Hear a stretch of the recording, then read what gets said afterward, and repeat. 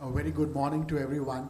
A big thanks to e4m for inviting me to moderate this very interesting topic, uh, you know, representation to real power, what leadership needs next. Uh, I was just going through some data in terms of women representation, in terms of CXO representation in India, as well as at the board level. So as per McKinsey, women make up 13% of C-suite roles in India, despite representing 31% at entry-level roles. In terms of board-level positions, women occupy 17.1% of board seats in India, against the global average of 19.7%. This is as per a Deloitte report, which is not a bad number. So I'm gonna start this conversation with kind of going to Vandana, who has more than 3 decades of experience. She has been in the newsroom on the media side, worked on as a marketing communications head at one of the big consulting firms, and now is a partner where she is also kind of managing a P&L. Do you think representation is still a challenge in terms of women in leadership roles in India, or is the real power missing? Thank you, Aman, and Naina ji, that was a brilliant, what you spoke about. I have made several notes, and really wonderful to hear some of your thoughts around, the evolving role of a CEO over the years, and so that's really wonderful to know. Lots of key takeaways from that. To Aman's question on leadership, we all know women, while diversity has greatly improved over the years, it is still not where it should be, ideally. Decisions, as we all know, are still made by a small group of people. So while your ideas are acknowledged and they are heard, the decisions are already made, and quite often it is difficult to break through those ranks and make sure that what you are putting across over there on the table is heard and implemented. So things have changed, but they could be better, Aman. Okay, I'm going to come to Deepa. Deepa, how has been your experience? Is what Vandana is saying stands true for you as well in your career? So, first, thank you for having me here, and a very good morning to everybody. Stuck in traffic for 2 hours, so I'm getting my thoughts together, so you have to bear with me. I think representation opens the doors to the room where it all happens, frankly. But I think the bigger question that needs to be understood is, who's the hippo in the room? That's basically the highest paid individual who has the opinion. And he's the one or she's the one who makes the decision. We are lucky if there is more of she and less of he, but that's not necessarily the case. In my opinion and my own experience, as she rightly said, that there is change. We have seen changes happening, but is that enough? No. There should be much more that happens across the board. But it is something that we women have to drive. We women have to own. It's not going to be done and handed to us on a platter, and it is something that we will have to do our homework, understand the context, make ourselves ready for answering those difficult questions, and take those difficult decisions. Because if we do not take ownership of that change and we do not prepare ourselves, it's never going to happen. As Naina ma'am said that, networking is very, very important. And somewhere, she feels that, women have been bad at it. Do you think it is still the case in today's generation? When we talk about the next gen leaders, especially from a female perspective, and what can change about it? What do you think can be done? So I started my career in hospitality, and I had a very strange brief from my boss that every time you go out to an event, I want 50 of your visiting cards to be given out and 50 of visiting cards to be collected. I thought it was a very stupid ask, but what he was actually trying to tell me is focus on the power of networking. I think I was actually a very shy person. Like, I would never imagine as a child sitting across a group of people and actually addressing them and talking about what I feel. But I think those moments actually changed me. And I think it brought to me the power of doing the room. Just go across, talk to people, understand who they are, understand where they're coming from. You don't necessarily always have to sell something. Sometimes it is important to also learn something. And I think that has been a cornerstone of my entire career. I have changed careers. I was a teacher, became a journalist, then moved to becoming a CopCom person, worked across a range of industries, starting with hospitality, telecom, aviation, healthcare, FMCG, and everywhere it was like a new beginning. And I think networking really is what that got me the right place at the right time and having those right conversations. So I think it is a hugely important topic that you touched upon. I'm going to come to Amandeep. Sir, what do you think, as a man on the panel, two women, we are saying that, things have moved, but change is yet to arrive. What is your viewpoint? Very good morning to everyone. Of course, the male perspective on the panel, of course, yes, you're also male, so that's why we're equal. It's not that women are dominating, but yes, the women are dominating the discourse today. It has changed. They're absolutely, I fully agree with Vandana and Deepa. Things have changed, things have moved. Even if I look at when I started early in my career in mid-90s, there was a time when I remember I was just a deputy manager at that time, and the entire hierarchy till the top, till the CMD, were women.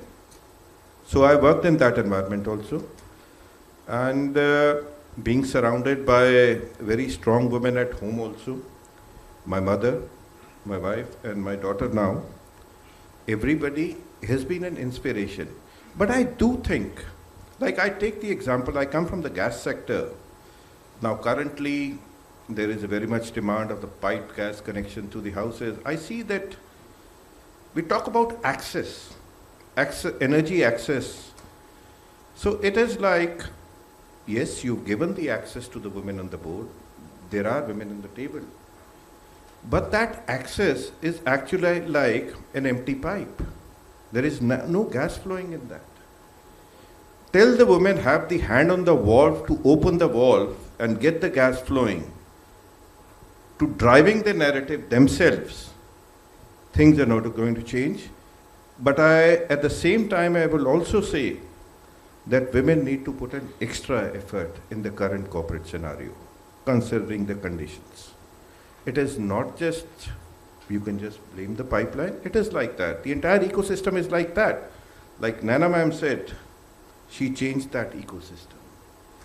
That ecosystem that requires an effort from the top. Yes, there has to be will for that.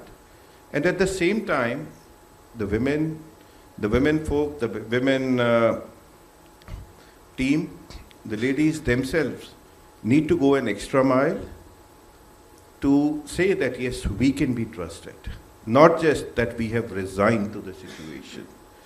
Crisis, for example, I would say, is one of the major things where your actual leadership is tested.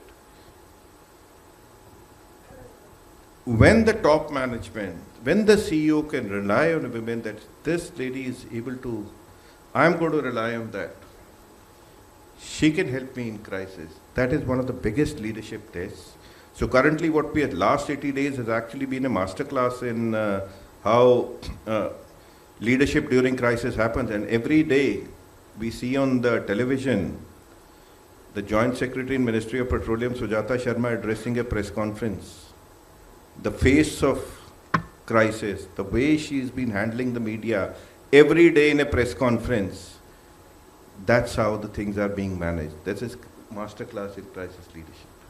So that is when the CEOs you get a seat on the table, you get a voice on the table. Some great observations. Vandana, I'm going to come back to you. Is it more about, when we talk about real power, what does real power mean to you, especially when it comes to leadership? Is it more about more women owning P&L? Or is it about more women actually kind of becoming founders and paving the way? Or is it about they becoming better at networking? Or is it a combination of a lot of things? Or is it about the fact that, the society is becoming more gender neutral today? In fact, obviously from an education perspective, also the numbers have gone up. So if you look at the data also, very strong ecosystems around themselves to succeed.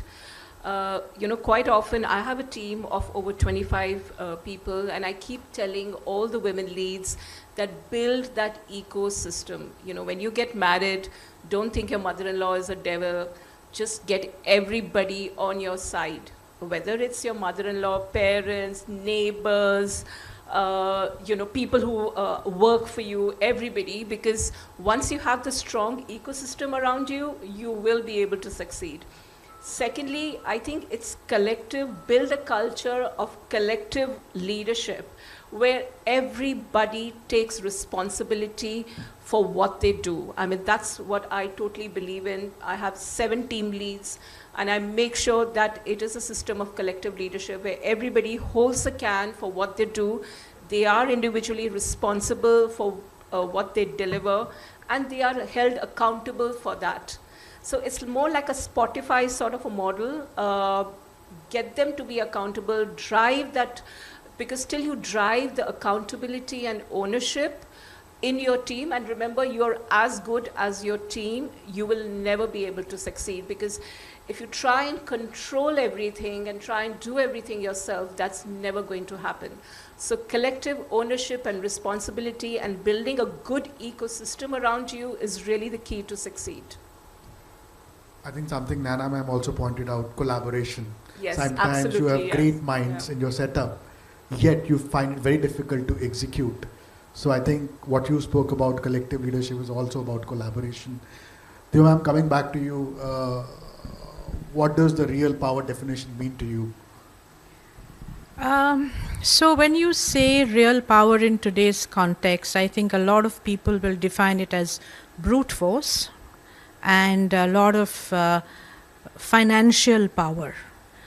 To me, real power is actually resides in understanding the context in which you are leading. Leadership is not like a static thing. The leadership as a concept has changed. Leadership is situational, it's very fluid. It's the ability to understand when you should be on the dance floor and when you should be on the balcony. So for me, power is also got to do with your self-awareness. What do you bring to the table as a leader? What can you bring to the table as a leader? What is your unique selling proposition? And I think out of that comes a lot of leadership, for me, leadership, I would say, processes and approaches, because again, the wartime leadership and the peacetime leadership is not the same. So like Amandeep just mentioned about the lady standing in front of media every day and taking it on is wartime. But there is also leadership during peace times. So I think we have to, there is not a single definition that one can come up with, because I think it's very fluid, it's very contextual, and it is also got to do with the journey that you are making in your career. Because leadership in a small company versus leadership in a big company versus leadership in a multilateral versus leadership, it just changes. But the important thing is that real leadership is quiet. Real leadership to me is the one that speaks the last, the ones that listens to everybody, the ones that takes on board all the points of view as well as assimilates it, understands it, and then gives a direction. Real leadership is about leading, having the ability to lead by doing as well as by seeing and viewing and guiding. Leadership is also about understanding the importance of lifting as you rise, because I think often as leaders we do not remember that, because we are just focused so much on getting the problem solved. Am I lifting my team members to be the next set of leaders? Am I lifting them as I rise? And I think for women that is hugely important, because we have spoken a lot about how women need to take that extra, like walk that extra mile. What about the ecosystem? What should the ecosystem do? Is the ecosystem ready to help the woman? Is the ecosystem actually working in favor or not in favor? So what is it that we can do as women leaders for the next generation of women leaders? And I think for me leadership is probably a mixed bag of all of that. So I can just summarize it by saying leadership should inspire while it makes you perspire. Good one. So, you know, we talk about the fact that there is an evolving business and tech scenario. You know, reskilling is important. Across the board, we are talking about, you know, be it millennials, baby boomers, or even kind of Gen Z. What do you think, you know, is more important in the current scenario? Is it leadership or mentorship? See, the definition of leadership as per me has actually changed when I used to study. When I first opened my books in the first semester of MBA about leadership, what it was and what currently when I am in a leadership position and what I feel it. It's been an entire 180-degree change in what leadership is. We're talking about mentorships, yes. But as you say, that reskilling, even in my communication career, as I would say, when I started at the mid-90s, when we used to have a concept of physical press releases being distributed to the media persons, and to the now to a situation where in a second you can reply to any statement and then you can handle any crisis through various social media tools available. All that mastery is required. At the same time, I think that for a leader, it's very important that it should have humility to learn from the juniors, from the team members also. Wherever you can get a chance to learn, you should learn, and you should have humility to unlearn also. Whatever was relevant many years back may not be relevant today. So if you want to be a leader, you need to be a step ahead of your team. You have to know, you have to keep your minds open. It's not that my way or highway. It's that the power of compassion, the power of taking everybody together. It's very important that yes, you rise up the ladder, you rise to the top, but that ladder should be very constant. You should enable the maximum people in your team to walk up the ladder also. And how do you walk up the ladder? You need to reskill them. You need to take personal interest in mentorship. It's not that you can fit square pegs in round holes. You need to know where that your round pegs are required and where the square holes are there, round holes are there, and you actually try to fit into them. And that is again the, I think, very important job of the leader, because if your mentor, the mentees, are not comfortable in what they are doing and what they are expected to do, then it's going to be a problem. So the job of the leader is to find the right profiles for those people and then try to mentor them and build them so that they are able to achieve the leadership positions in the years to come. You have to keep the pipeline going, and the same holds true for the leaders also. It is gender agnostic actually. It goes across the board. So I'll just add to what Amandeep is saying. I think along with whatever he said, it's also adaptability, because what you're learning today or what we all know today is outdated tomorrow, right? So it's continuously adapting with new AI and creating that balance with the human-centric approach as well as with a very tech-led approach. I think that's what's going to continue being with you, yeah. The new narrative in the Silicon Valley is, how can you build a $1 billion business in 10 to 20 people? So, what is even the word leadership a farce in today's evolving scenario? And what do you think real growth means to a professional, if we don't think of a gender? What do you think is the real growth for a professional in today's scenario?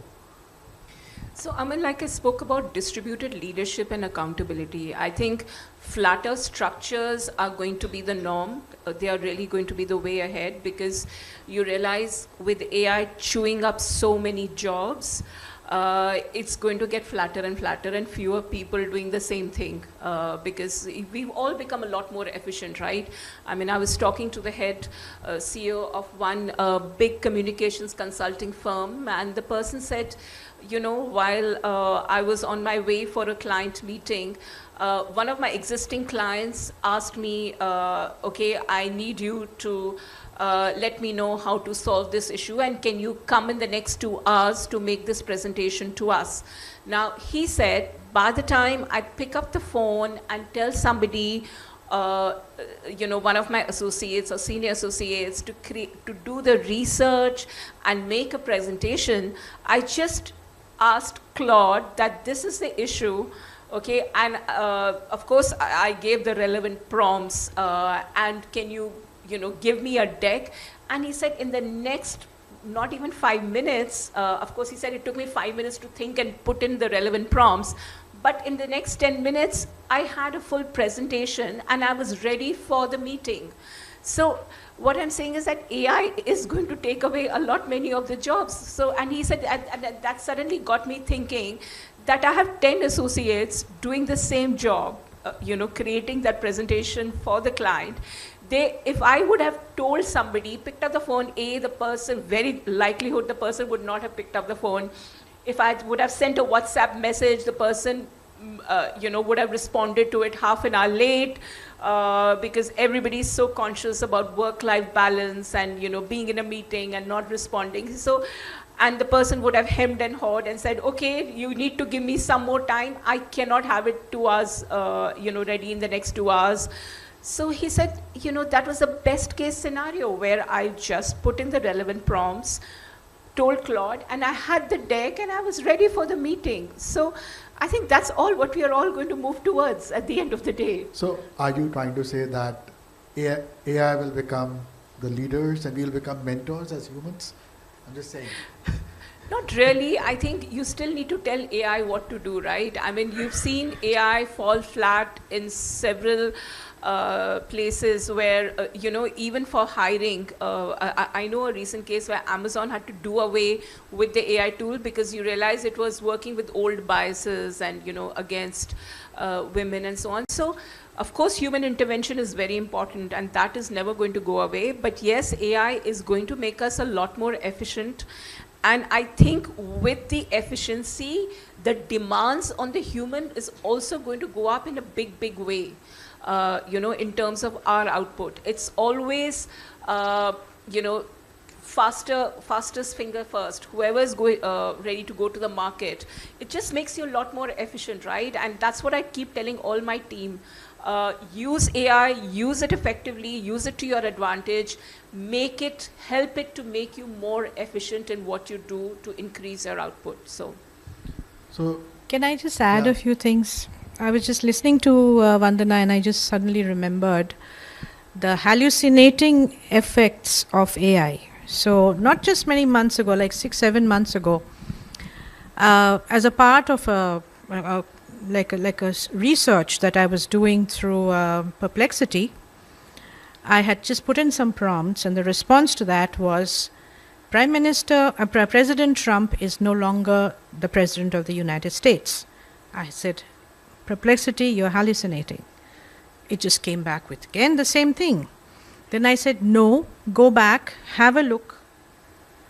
So, third time around, Perplexity comes back with an apology, say, oops, I'm sorry, President Trump is the President of United States. So the point I'm trying to make is that we are depending a lot on AI tool, and we should. And especially as women, we should definitely use it much more often. There is enough and more data to show that in the workplace, men are using AI much more than women. Men are using it for creating documents, creating research papers, creating presentations, whereas women tend to use it more for writing assistance. They use it more for understanding healthcare issues, trying to get more data on their personal health. Now, women globally are probably going to be more impacted with AI because of the high dependency on clerical jobs that women do, high dependency on regular jobs that women do, which doesn't need a lot of regular intervention for upskilling. But women are not embracing learning of AI. Now, why are they not embracing learning of AI? Entire information that I'm sharing with you has been given by Mr. Claude. Okay, so please test it at your own side. The thing that what I was told was that women are extremely suspicious of AI. They do not consider AI to be a safe space. And it is important for companies and people who are able to influence the decision to work with AI to make it more safe for women, for women's higher adoption. AI was first used by, when it was created, it was used a lot more by men. So it's a very hard-coded towards male, responses, the way a man would like a response. So there are some issues in the algorithms across various platforms, which is also why women are not comfortable. Then there is another bigger problem. Men are encouraging male colleagues to use more AIs in offices as opposed to women. And if you step back a little bit, what do you use AIs on? Your smart devices. There's a huge population that doesn't have smart devices. We do not have voice-enabled AI. We do not have AIs for feature phones. So we are actually, by the way of system, pushing women away from embracing AI the way we would like them to. And I think we need to keep that in mind and have a lot of discussions around it, because and I was 2 days ago, I was in another conference where there was a lot of debate around how AI is not gender agnostic. Because the prompts on AI, they are all being fed by who? Fed by us. And if more men are using it, the algorithm is no longer balancing that out with the prompts coming in for women. So there is a whole host of other things that we need to learn and embrace, and I think they all somehow link to not only leadership, but I think growth of a woman's career or happiness in her life, if you know what I mean. So just thought I should make that point. Very interesting one, in terms of what you said, that the usage is lesser by women. Obviously, there will be more male bias. Ask the room. How many of you use AI every day? How many women's hands can I see? Anyways, there are lesser women here. Less women here for some reason. But just ask in your own cohorts, ask in your own groups. Well, I think what is great is there are more men to listen here in a Women Achievers Forum, which is fantastic. But I think that that's changing, because the new generation of women are increasingly using AI. I mean, I'll give you an example. I have a young mother who's working with a tech firm living where I'm staying. She's my neighbor. And the other day I saw her in this really bright hot pink, and I asked her, I said, Archana, what happened to you today? Are you going you're going to work? She said, yes, pink is my color of the day. I said, pink is your color of the day? I said, why? Why pink suddenly today? She's like, no, I asked ChatGPT in the morning that I have an important meeting and it's a very important presentation that I need to do. What is my lucky color of the day, and what should I be wearing? So I said, okay. So she said, it threw up hot pink. So I'm dressed in hot pink because ChatGPT told me that hot pink is going to be lucky for me today while I make this important presentation. So, you know, What did ChatGPT tell you to do? I don't go to ChatGPT. So, but I thought that was so interesting because, you know, here is a young mother who's got 2 young kids, aged 3 and 5, and, you know, she was asking ChatGPT what color to wear. So the usage has gone up. You know, we may not be using it, but there is a different new generation out there which actively taps into, you know, AI. I can vouch for that. I have a lot of young people and women in my team. Almost 80 to 90% are women. And what you are saying, I completely vouch. Aman, coming to you, you know, in terms of, do you think AI will survive humans, or will humans survive AI? Most interesting take. We've been battling it. I mean, at the workplace also. We are in utility business, and I'm having a call center which caters to around 3.5 million customers, getting an average of 8,000 calls every day. So the challenge given to me a couple of years back was, how could we reduce the number of seats in the call center? Because showing that it's going to be, let's have it AI generated, voices and all that. But what is the human tendency when you are using anything comes up? When you to call a call center, you don't have the patience to listen to the voice. You just dial 9 and want to talk to a human. It's the human voice. We tried and tested. Yes, there we had a choice. We had that IVR, that let's reduce that. But ultimately our human mindset is, a human wants to talk to a human. Whatever artificially we can try. And as the most interesting tape given by Deepa on the gender divide and how the entire thing, it's an eye-opener actually for us. And that's how the whole thing is generated. If some lady is cooking at home and there is a problem with the gas, and the entire, if I rely totally on AI, it's going to be male generated. And then what a mistrust on the brand it is going to have. It's going to be a male dominated response. All said and done, all the examples you've given, absolutely agree with that, whatever the responses are. Ultimately, it is an artificial intelligence, and it is based on the prompts that we give them. The human intelligence is always going to be a step above the artificial intelligence. All said and done. Nothing can beat human empathy, nothing can beat the human. You can't have technology, you can't be a hostage to technology. You have to master the technology. And if you master AI, you know how to leverage it to get efficiency in your system, then that's the best use. And that's again happens it's not that one fine morning, yes, we are going to be converting to AI. Sorry, it's going to be too artificial level. Nobody is going. In communication, we talk about transparency, authenticity in communication.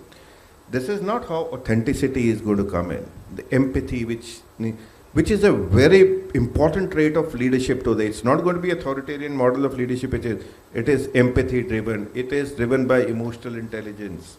So all these things, I think human interface is important. Humans always need to have an upper hand, and they will decide how artificial intelligence is going to be employed. I'm going to end this conversation by asking one last question. How do you see leadership look like in 2030 with all kind of innovation that is happening, the workplaces of future, keeping in mind that maybe in 1 or 2 words, Okay, for me, it's empathy. Leadership is going to be leading with empathy because your pressures and challenges are only going to increase. In fact, at KPMG, we have started this training, manager upwards. Everybody has to mandatorily go through a leading with empathy 4-hour training because that's really going to be the key. Yeah. Deepa? I don't think anybody knows what the future is going to be. I think for the first time in our history, I think we are grappling with the present. And I am no clairvoyant, and I don't think anybody is who can say what the future is. But for me, leadership will always be about awareness, about courage, about being fair, about understanding the room, understanding the context in which you are operating. And it will have to be something that works both in peace times and in war times. So it's not that it's just going to be unidimensional. And empathy, to your point, empathy is a huge construct that will require to be adapted by everybody, because I think you can't stay without it. However, I'm not entirely sure. I hope from your whatever words you have shared from your lips to God's ears that AI will not rule us and we will rule AI. But I think understanding the changes that are coming our way is absolutely fundamental, not only to leadership but to growth.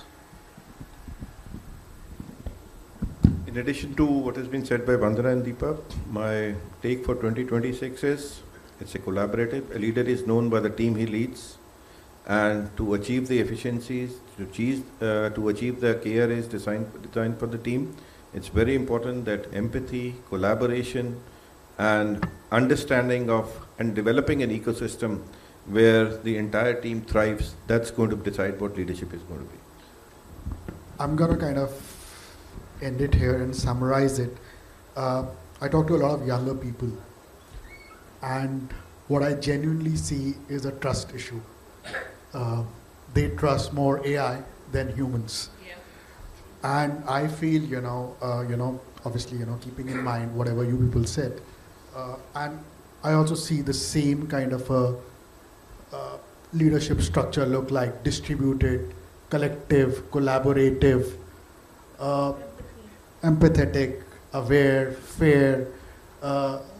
But I think for that also it would require a lot of people being led, or it might be very, very lean teams. We might be leading machines.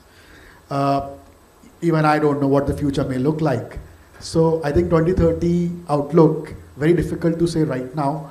But one thing is for sure that distributed leadership, collective leadership is likely to be the case.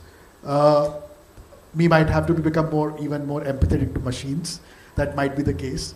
I think younger people, I feel that they need more mentorship in terms of how they can be more kind of, be comfortable with talking to humans. I think they need to be given more empathy rather than, becoming very critical of they being too comfortable with machines. So that's how I see, things panning out. Obviously, we don't know where we are headed. It's a very interesting phase where even I think everyone is looking at present rather than the future. So thank you so very much to everyone for sharing their views. And again, thank you to E4M for giving us this opportunity to be here.